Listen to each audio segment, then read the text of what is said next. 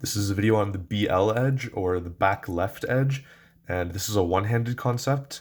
So I'm going to show kind of the thinking behind it. But first of all, this you might be thinking this cube looks weird, and that's because it is kind of weird. It has these coating stickers on it, and they're all just clear and they're super grippy and scratch resistant. This is a new SpeedCube Shop service.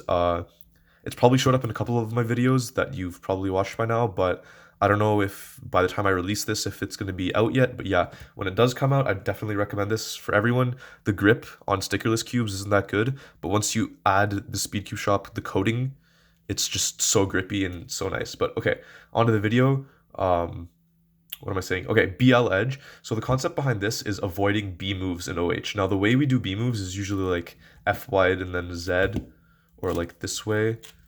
But almost every first block ends up having B moves because you have to solve the back pair somehow, and that's in the back. So whether you end up like a pair like this, you do like R wide back prime like that, or if you do like U2 and then solve it like that, you're gonna have back moves. The only way to really avoid back moves is if you do like a line type of thing like that. But that doesn't come up that often, it's kind of rare. So I'm gonna show you a different concept that was presented to me by Yuri Grangeiro, the Brazilian one-handed legend.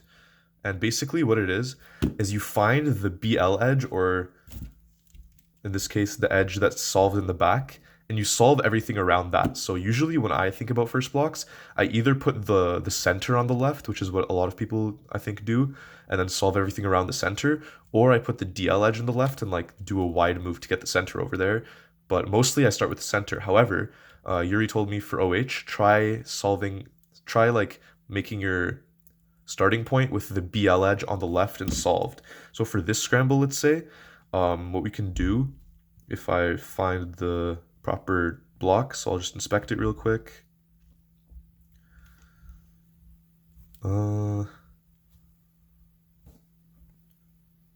Okay, I found what I was doing. So let's say we want to solve the orange and yellow block because we see like it's kind of good, even though it looks kind of bad. But let's say we want to solve the orange and yellow block.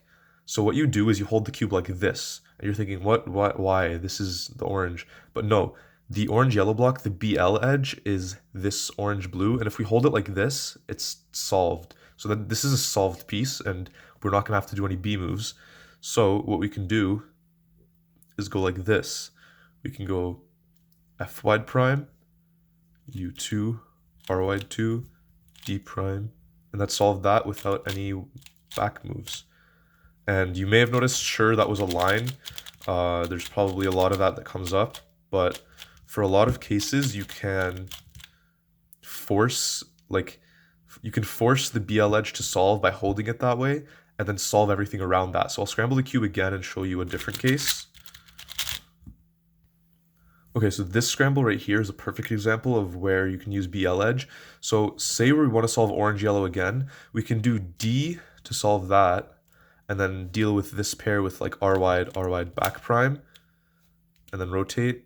But what you can also do is, since this is the back pair, you can start from a different angle with this solved, technically, and then you can do something like this.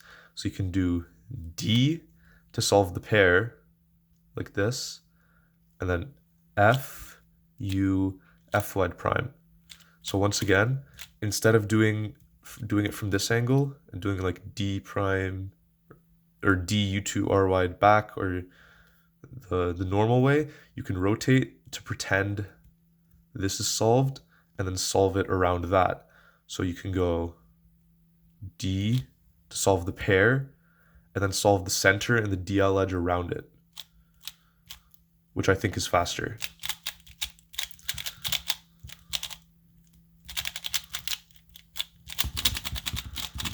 I don't know why I finished the solve there, but hopefully you can get the concept of what I'm trying to say here.